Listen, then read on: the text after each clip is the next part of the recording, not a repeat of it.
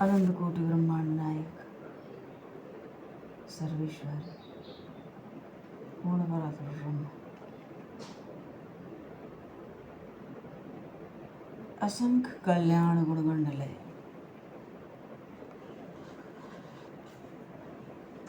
भक्तवांशा कल्पतरु शरणागत वत्सल भक्त वत्सल दीनबंधु दयासिंधु भगवान श्री राधा माधव की असीम कृपा करने से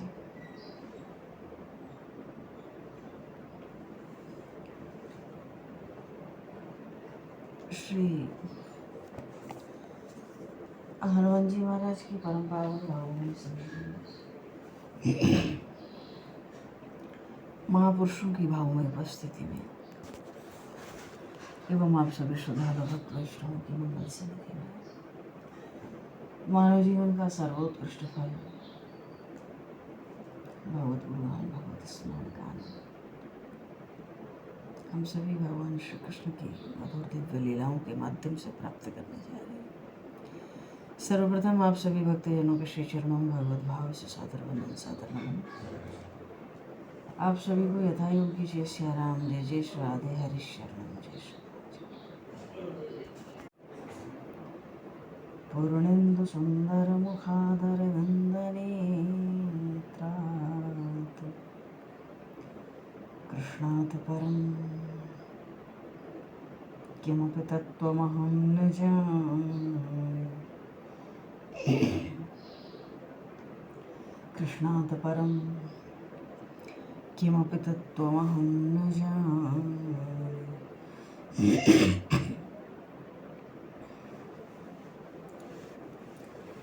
नीलाम्बुजश्यामलकोमलाङ्गं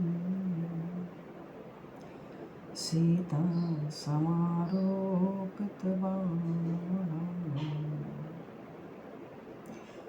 पाणो महासायकचारुचापं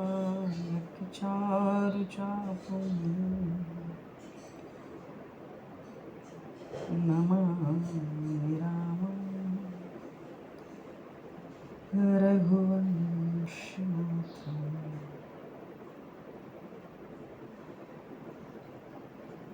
नमामि रामं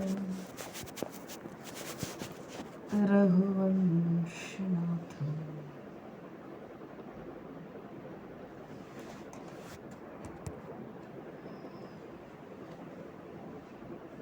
भगवान श्री कृष्ण मथुरा में विराज रहे हैं। प्रभु का उपनयन संस्कार हुआ। भगवान श्री कृष्ण बलराम गोकुल गए और महामुनि सांदीपनि को गुरु के रूप में वर्ण किया, उनको कृतार्थ किया। भगवान श्री कृष्ण परमात्मा अवतार लेकर एक आदर्श चरित्र की स्थापना के लिए भगवान भी गुरु करते हैं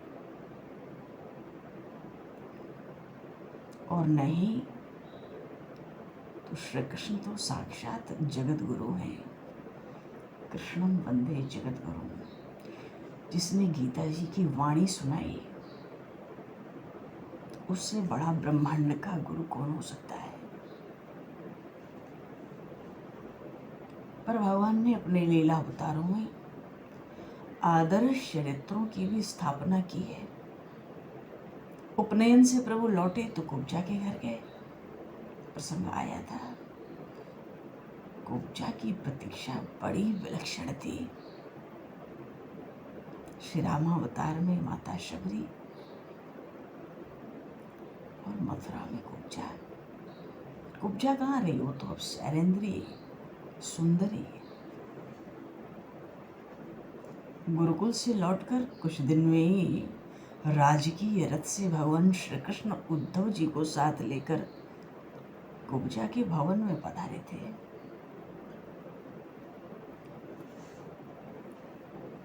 प्रभु ने कुब्जा के घर में रात्रि विश्राम किया। उद्धव बाहर बैठे रहे कुब्जा के ही भवन में। अगले दिन प्रभु के साथ महाराज उग्रसेन पर लौटे। इस घटना के बाद से उद्धव जी को बहुत आनंद हुआ। उस महान हर्ष का कारण क्या था? वो खूब जानते हैं कि श्री कृष्णचंद्र साक्षात परमात्मा है, क्योंकि देवगुरु बृहस्पति के प्रधान शिष्यों में एक है उद्धव जी, ज्ञानी भगत है। पर जब कुब्जा से मिलने प्रभु गए तो रथ को चलाया उद्धव जी ने, अपने साजबाज में तैयार हो गए प्रभु रथ पर चलने को। और जब तक कुब्जा के घर प्रभु रहे उसके भवन में, क्योंकि कुब्जा तो मथुरा नगर में बड़े मुख्य स्थान पर रहती थी, राजपथ के पास में। प्रभु भी उसको मिलने राजरथ से गए थे। और उद्धव को जितने समय प्रभु कुब्जा के यहाँ रहे, आदर सत्कार जब उद्धव जी का हो गया सब, तो एक स्थान पर बिठा दिया, यहीं बैठो तुम भी यहीं विश्राम करो रात्रि को, सुबह चलेंगे राजभवन में। मानो उद्धव जी को उस दिन से भगवान श्री कृष्ण ने अपने अंतरंग सखा के रूप में स्वीकार कर लिया। ये बात उद्धव जी को भी बिल्कुल स्पष्ट थी, प्रत्यक्ष थी। इससे उद्धव जी के भीतर महान हर्ष था। परमात्मा ने साकार अवतार लेके मुझे अपना अंतरंग सखा स्वीकार किया, तभी तो कुब्जा के घर ले गए, किसी को नहीं ले गए, मुझे ले गए। और जब तक रुके मुझे भी रोक के रखा। और श्री कृष्ण जब जब कुब्जा के घर जाते हैं, उद्धव तब तब साथ जाते हैं।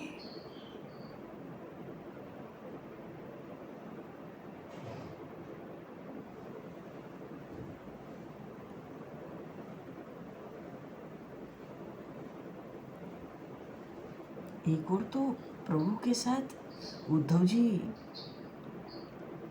कुछ दिनों पर कुब्जा के घर जाते हैं। और उधर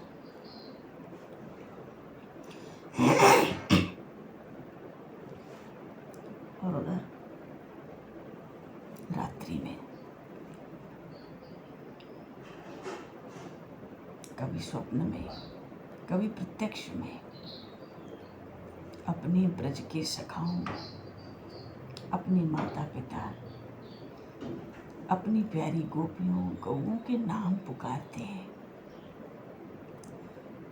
प्रभु रोते हैं, उनकी याद में हिचकियां ले के प्रभु रोते हैं।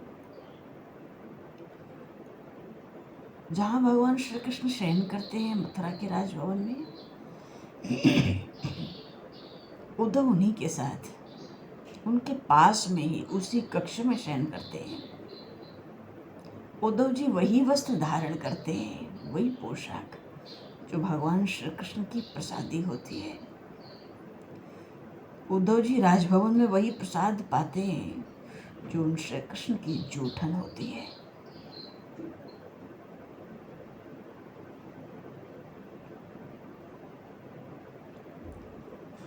और अंतरंग सखा तो है ही। जिस कार्य को दाऊद जी से नहीं कह सकते प्रभु, जिसके लिए महाराज उग्रसेन से आज्ञा नहीं लेते, राजाज्ञा, वहाँ धीरे से उद्धव को लेकर जाते हैं। पर जहाँ जाते हैं राजकीय रथ में ही जाते हैं।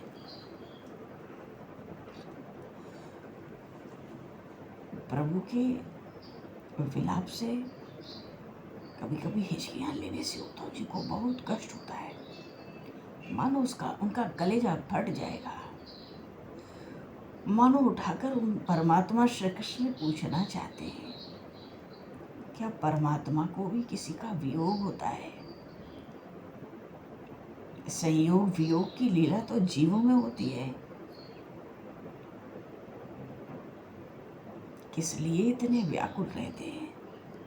दिन भर तो ये अच्छे दिखते हैं,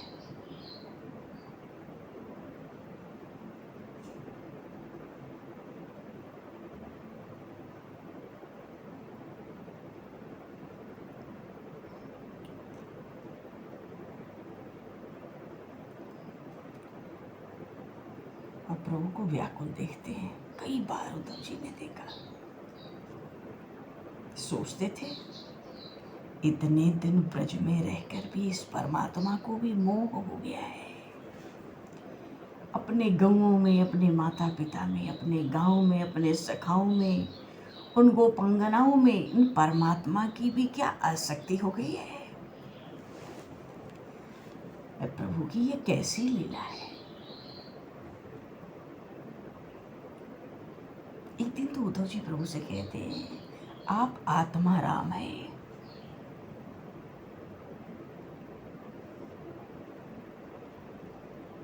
आप आप्त काम है। आत्मा राम कहने का अर्थ है अपनी आत्मा में रमण करते हैं। परमात्मा का अपनी आत्मा में रमण करना ही तो सृष्टि की रचना है। आप्त काम है मानो पूर्ण काम है। गोपियों ने भी इन नामों से उनको श्री कृष्ण को पुकारा था महाराष्ट्र में, लेकिन ताना मार के। गोपियों के लिए ये नाम ऐश्वर्य के नाम, परमात्मा के सूचक, वे तो व्यंग होते थे उन श्री कृष्ण के लिए।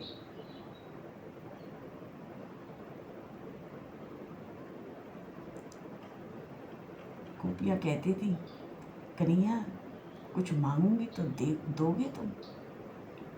प्रभु कहते थे, हाँ सखी बता क्या चाहिए, तू बता, मैं अवश्य दूंगा, कैसे भी करके दूंगा, तू बता। सोच सोच के सखी कहती थी, कन्हैया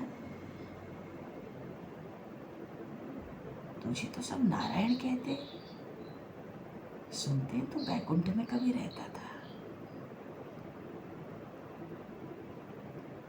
हमारे महर्षि शांडिल्य कहते तू कभी क्षीर सागर में रहता था।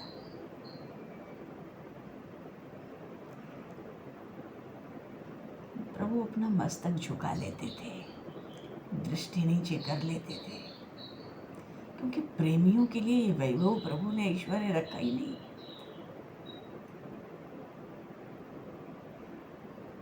इनको तो बानर भालू अपना बंधु कहें, निषाद जैसे अपना सखा बता में प्रभु प्रसन्न होते हैं।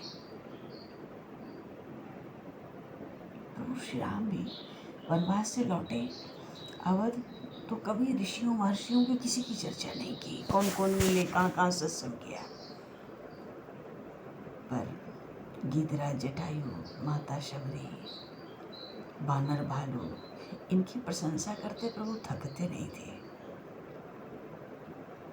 गौरव मानते थे अपना कि ये मुझे अपना मानते हैं।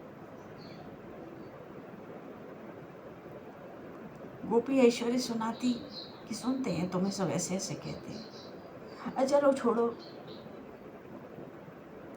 श्री कृष्ण भी कहते थे, सखी इन बातों को जाने दे, न जाने वो कौन कन्हैया है, मेरा तो उस बैकुंठवासी से कोई नाता नहीं है। हमें कहा जानूं वाई क्षीर सागर में शयन करने वाले को। सखी कहती थी, कन्हैया तू क्या देगा बता। प्रभु कहते तू जो कहेगी ना वही दूंगा। बड़े विश्वास है, दृढ़ विश्वास, जो कहेगी वही दूंगा। सखी कहती, लाला तेरे पास देने को है क्या? काली कमरी और तेरी ये बंशी, इतनी काली कमरी हमारे किस काम की, और बंसी तो तू ही बजा। मेरे पास मुझे तो कुछ ऐसा नहीं दिखता तेरे पास जो तू किसी को दे। क्या मांगे हम तुझसे, है ही क्या है तेरे पास? कुछ नहीं है। प्रभु प्रसन्न होते थे।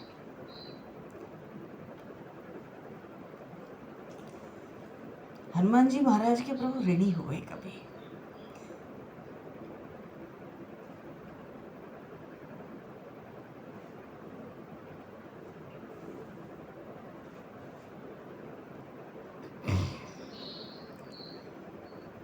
गोपियों के लिए तो प्रभु ने कहा देव ऋषि नारद से, इन गोपियों का मुझ पर ऐसा ऋण है कि ऋण को उतारने की कौन कहे।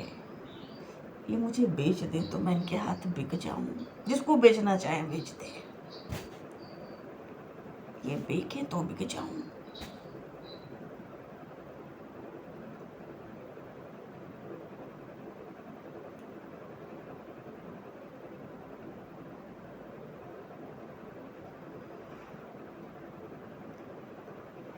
भगवान प्रेमियों के, भक्तों के भक्ति के ऋणी हुए, उनके उस प्रेम का उपकार मानते हैं।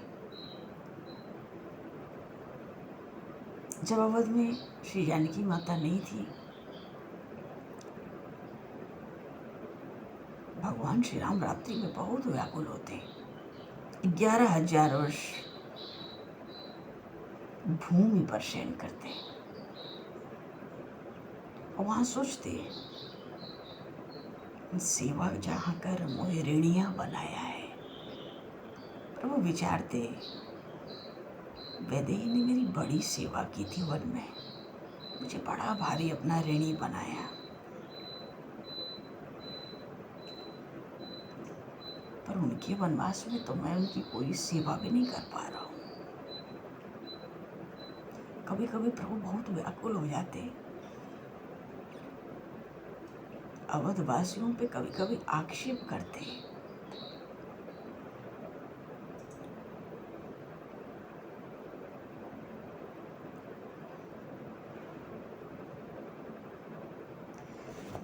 चलो अभी प्रसंग क्या है, भगवान की कुछ लीला चरित्र ऐसे होते, कोई वज्र हृदय हो तो भी नहीं गा सकता, कह सकता नहीं।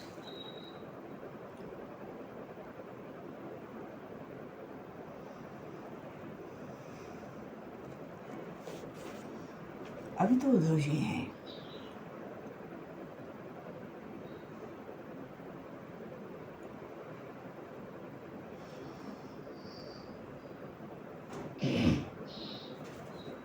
एक दिन प्रभु से एकांत में साहस करके हाथ जोड़कर कहते, प्रभु आप तो आत्मा राम है, पूर्ण काम है, महामुनिंद्रों के भी परम आराध्य है। अच्छा, उद्धव जी कहते हैं तो प्रभु सुनते हैं और मुस्कुराते हैं, और गोपियां और बाल सखा कहते थे तो सर झुका लेते थे, मानो प्रभु की कोई निंदा कर रहा हो, ताना मार रहा हो, व्यंग कस रहा हो, कटाक्ष।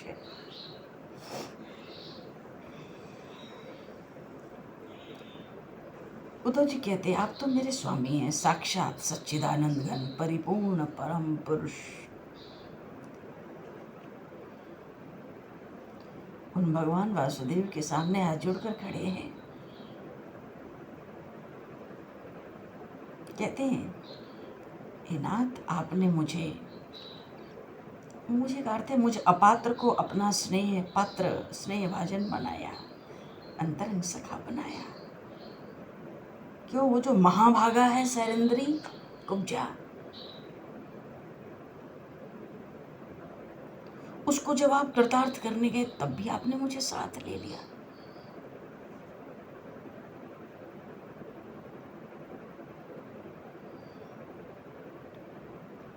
बहुत दिनों से उद्धव उत्सुक हैं, या यूं कहें कि व्याकुल हैं, यही कहना उचित होगा, क्योंकि उनके आराध्य हैं श्री कृष्ण। और कब से आराध्य हैं जी? तब से जब उद्धव शिशु थे। उद्धव जी की जो बचपन की लीलाएं, खेल होते थे, उन खेलों में भी भगवान श्री कृष्ण का ही वो अर्चन करते थे। वो इतनी तन्मयता से करते थे, माँ के बार बार बुलाने पर भी अर्चना छोड़कर कोई भोजन बाल भोग हो या कुछ हो, आते नहीं थे। और तब तो इन्होंने देखा भी नहीं था इन मोर पंखधारी को, इन वनमाली को। अब तब उद्धव जी का जो अंतःकरण था इनके प्रेम में पग चुका था, और अब तो इन कृपा सागर ने अपना बना लिया है, अपने साथ रखते हैं।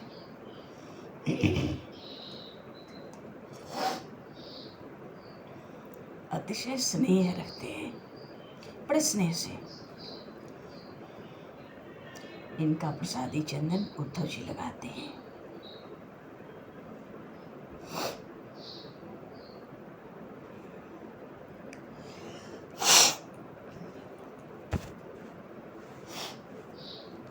प्रसादी चंदन प्रभु का उद्धव जी लगाते हैं। इनकी पहनी हुई पुष्पों की जो हार है, माला है, वो धारण करते हैं। प्रभु के उतरे हुए वस्त्र उद्धव जी धारण करते हैं। प्रभु के थाल में जो उच्छिष्ट प्रसाद होता है उसको पाने का सौभाग्य मिल गया, प्रतिदिन मिलता है, उद्धव जी को प्रतिदिन मिलता है।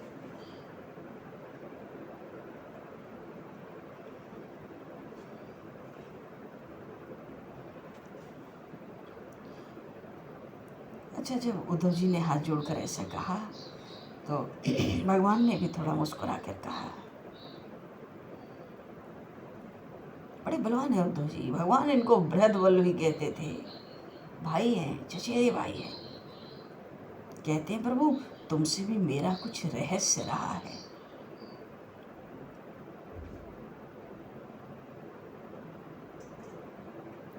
मानो इतना अंतरंग तो तुम्हें बनाया, तुमको भी मुझसे कुछ कहने पूछने में संकोच करने की आवश्यकता है क्या?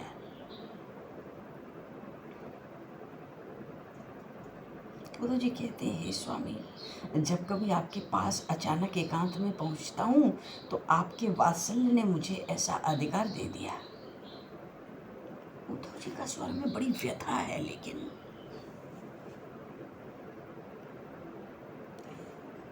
व्यथा क्यों है? ये पहुंचते तो वात्सल्य से हैं बड़े भाई के पास, पर भगवान के कमल के समान विशाल नेत्रों से अश्रु झरते जब देखते हैं अत्यंत उदास हो जाते हैं, अत्यंत शोक से ग्रस्त हो जाते हैं। प्रभु को रुदन करता हुआ देखते हैं।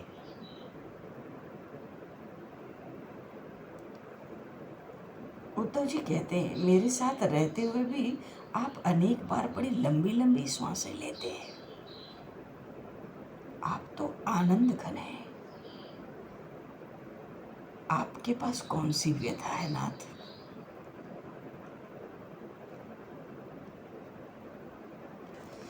इतना कहते उद्धव से सकने लगे थे।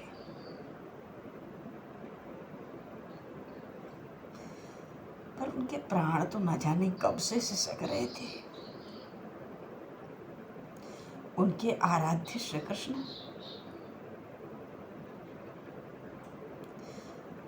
और उन आराध्य के चित्त को मथित कर देने वाली भी कोई पीड़ा है।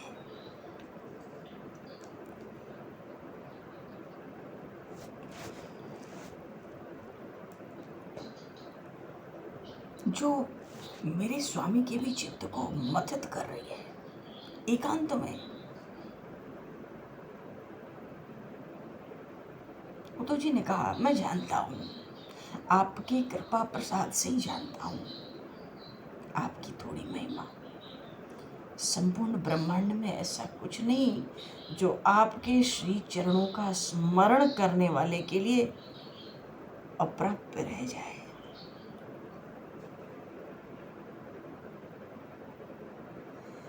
ऐसा कुछ नहीं जो आपका संकल्प न कर सकता हो।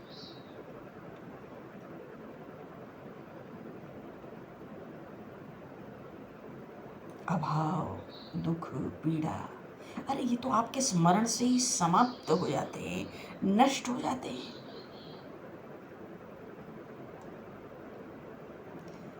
आप तो मथुरा के विश्राम घाट पर पहुंचते हैं, यमुना तट पर पहुंचते पहुंचते यमुना का नाम लेने पर भी आपकी जो सहज प्रसन्नता होती है उस क्षण खो जाती है।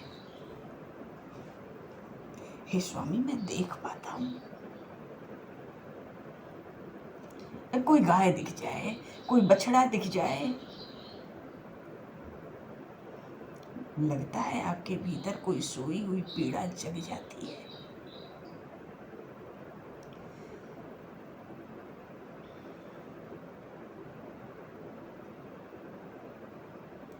अनेक रंग के वस्त्र हैं, अनेक पक्षी हैं, न जाने कब देखकर आपका हृदय कैसे मथित होता है। कहीं दही, कहीं माखन, कुछ भी ऐसा दिख जाए। और मैंने अनेकों अवसरों पर यह देखा है, पर इसका कारण समझ नहीं पाया अभी तक कुछ। इनकी जो श्रीअंग की कांति है, इनको देखकर अचानक मुरझा सी जाती है। आप हंसते बोलते अचानक मौन हो जाते हैं। अचानक बिल्कुल उदास होकर लंबी श्वास छोड़ने लगते हैं। और एकांत में तो मैंने जब देखा, आपके इन कमल के समान विशाल नेत्रों को झरते ही देखा है।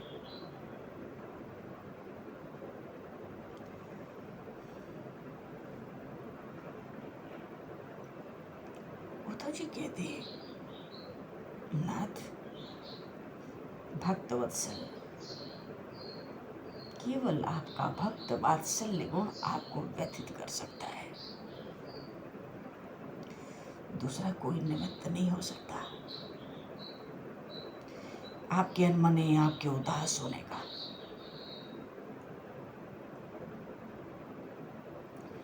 तनिक से आहट मिल जाए तो अपने ही अटके से अपना मुख पोंछकर आप प्रसन्न बन जाते हैं। इतना कहते कहते उद्धव जी ने प्रभु के चरण पकड़ लिए, अपने दोनों हाथों से प्रभु के चरण पकड़ लिए। पर मुझसे ये सब सहा नहीं जाता।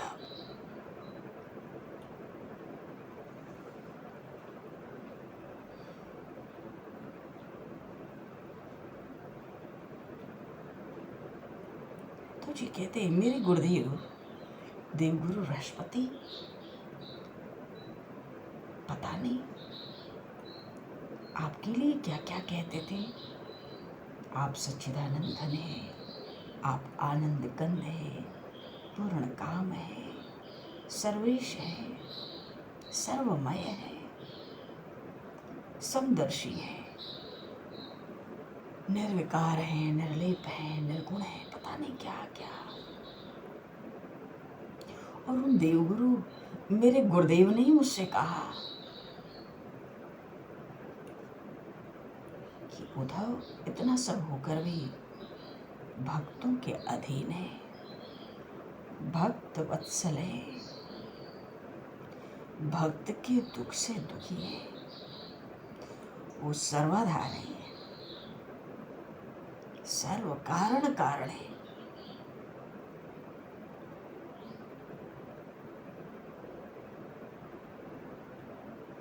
हे देव, आप तो नित्य पूर्ण है, नित्य ही निरीह है। निरीह कहते हैं जिसमें कोई इच्छा ही कभी उत्पन्न नहीं होती, इच्छा कामना चाहना। आप मन बुद्धि वाणी से परे हैं, कोई अचिंत्य परम प्रकाश, परिपूर्ण परमानंद।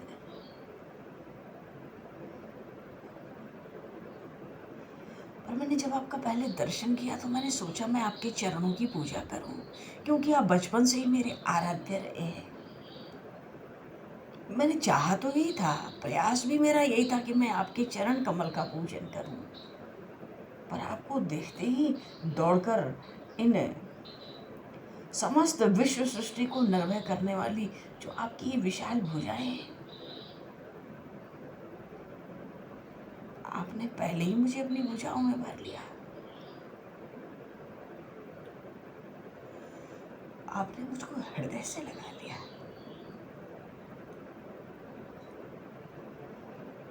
और उस समय आपके जो स्नेह के बड़े विह्वल होकर आपकी जो वाणी थी, मेरे भाई, मेरा सखा उद्धव, उद्धव आया।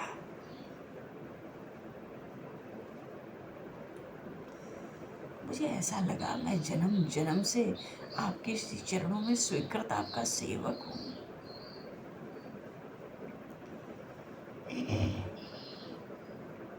भगवान ने उद्धव जी का हाथ पकड़ लिया। उद्धव, क्या मुझ में कुछ अंतर आ गया है? क्या मेरे उद्धव को मुझ में कुछ दुराव दिखता है?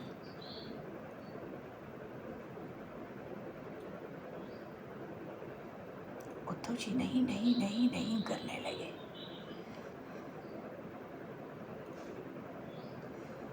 पर प्रभु आपकी ये जो अज्ञात व्यथा है, अव्यक्त व्यथा है, आपको तो अपने जनों का तनिक भी कलेश सहन नहीं होता। तो मुझे बताओ, त्रिभुवन में वंदनीय कौन है? और आपके उन निज जनों की ऐसी कौन सी पीड़ा है जो आप दूर नहीं कर सकते?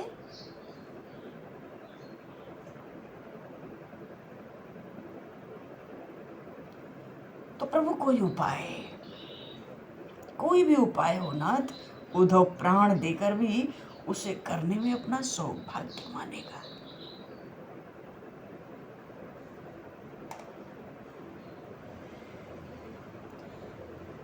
भगवान श्री कृष्ण के नेत्र भर से झरने लगे।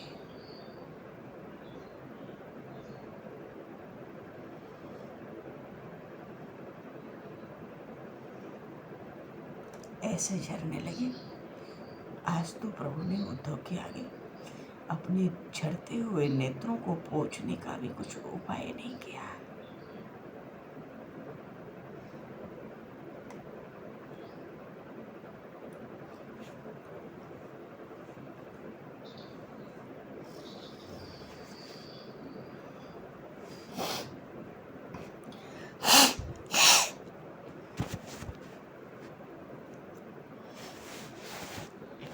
भगवान ने उद्धव जी से कहा, भाई तुम तो मेरे अंतरंग सखा हो,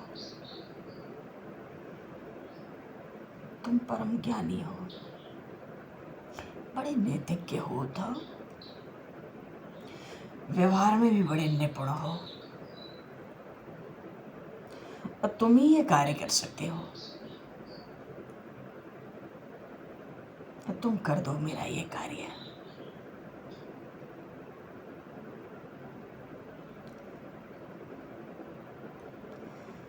उद्धव तो हाथ जोड़कर खड़े हैं, अंजलि बांधे। आश्चर्य है, क्यों प्रभु ने स्वीकार कर लिया ना, तुम मेरा काम कर दो। मानो बात तो थी कुछ। आश्चर्य हुआ वाणी सुनकर प्रभु की। उद्धव जी को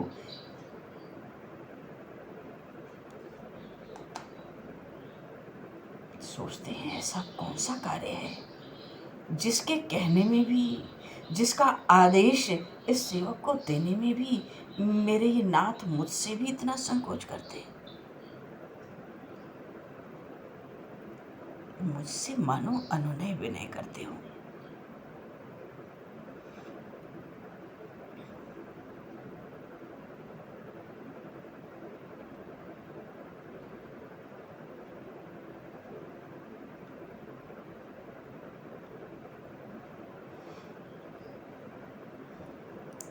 भगवान के रामावतार में कभी प्रभु को अनुनय विनय करने का, अनुनय विनय, विनय तो बहुत थी प्रभु में, पर ये अनुनय विनय भी एक लीला होती है, इसका अवसर प्रभु को नहीं मिला था। आज उद्धव जी से भगवान श्री कृष्ण अनुनय विनय कर रहे हैं। अनुनय तो होता है गिड़गिड़ाना, और गोपियों के आगे अनुनय विनय ब्रज की लीलाओं में प्रभु ने कई बार किए।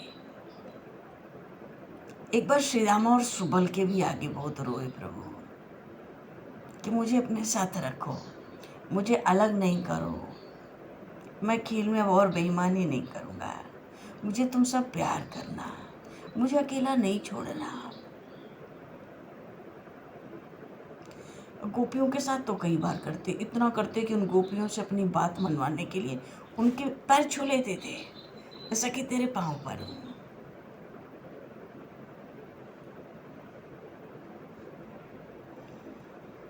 कहते परमात्मा तो प्रेम के हाथ में बिका हुआ है, ऐसा कि मेरा काम कर दे, उसके लिए इतनी अनुनय विनय पैर छू लेते।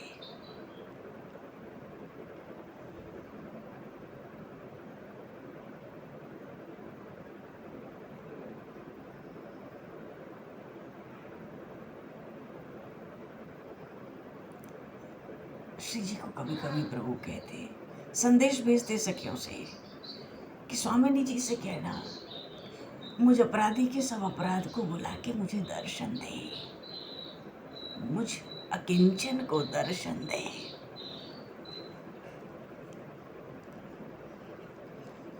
आज उद्धव जी को लगता है मेरे स्वामी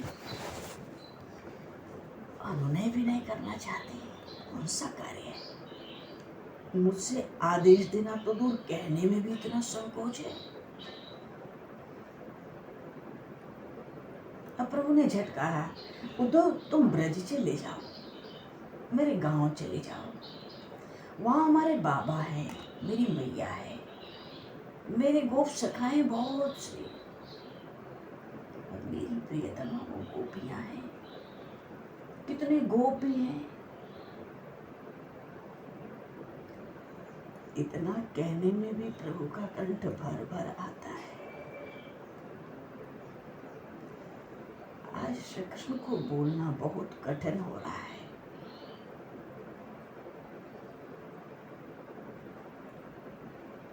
उद्धव जी देखते हैं ये कितने वियोग में डूब गए हैं।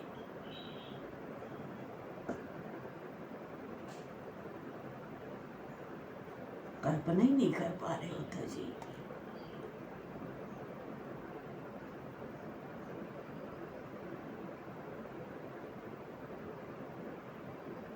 प्रभु कहते हैं इन सब का प्राण, उनका मन, उनका तन, उनका सर्वस्व मेरा है।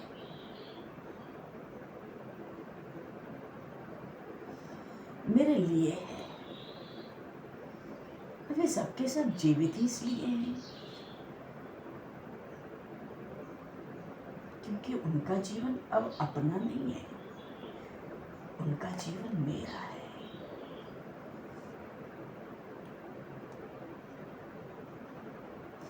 इतना कह के तो भगवान श्री कृष्ण बड़ी देर तक बोलने में असमर्थ हो गए, भाव में मगन बने रहे। उद्धव हाथ जोड़े प्रतीक्षा करते रहे। बहुत पीछे प्रभु ने बड़ी कठिनाई से अपने को सचेत किया और फिर बोले, उद्धव तुम तो देखते ही हो कि मैं मथुरा से जा नहीं सकता हूँ, और यदि कहीं मैं वहां चला जाता हूँ तो मेरे लिए अब की बार ब्रज से मथुरा आना असंभव होगा।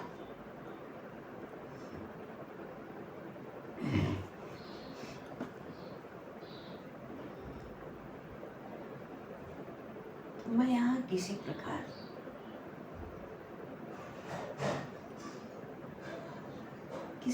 तो प्रभु मथुरा में बने रहे, और यदि कहीं मैं नंदगांव चला गया, गोकुल चला गया, तो वहां जाके ये मथुरा मुझे फिर से कभी स्मरण नहीं आने वाली है। तो इतना सुनते ही भयभीत हो गए, आश्चर्य में डूब गए। अरे क्या कह रहे हैं? उद्धव जी ने तो सोचा अगर ऐसी बात है तो इन कमल लोचन को तो भूल कर भी ब्रज में नहीं जाना चाहिए, क्योंकि मथुरा लौटेंगे नहीं, हम सब निष्प्राण हो जाएंगे। क्यों इनके बिना मथुरा के लोगों का क्या होगा? कैसे रहेंगे वो बाबा वसुदेव, कैसे रहेंगी माता रोहिणी, माता देवकी, महाराज उग्रसेन, हम सब यदुवंशी, इनके बिना कैसे जीवित रहेंगे?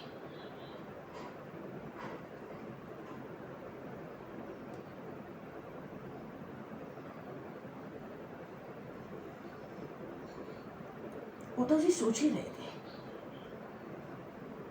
भगवान ने कहा,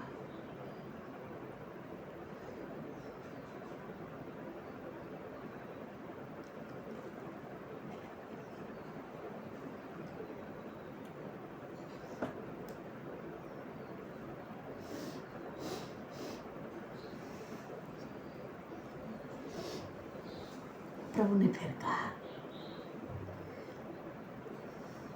कैसे कहा, वही जो पहले अनुरोध का स्वर था, अनुनय विनय।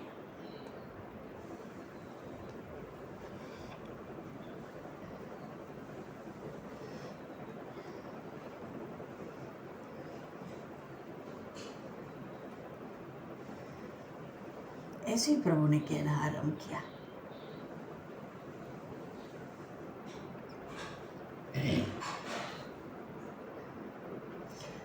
मेरा संदेश लेकर जाओ।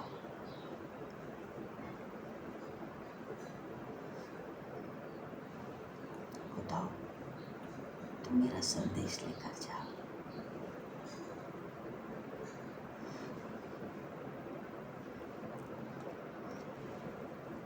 बोली श्री भक्तवत्सल भगवान की जय। खूब समय हो रहा है जी।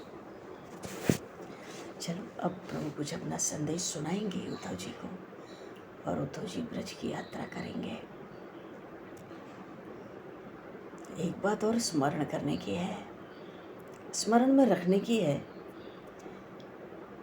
कि उस सैरेंद्री सुंदरी कुब्जा को तो प्रभु मिलाए हैं, बराबर उसको मिलने जाते हैं उद्धव को साथ लेकर, राजरथ से, राजपथ से।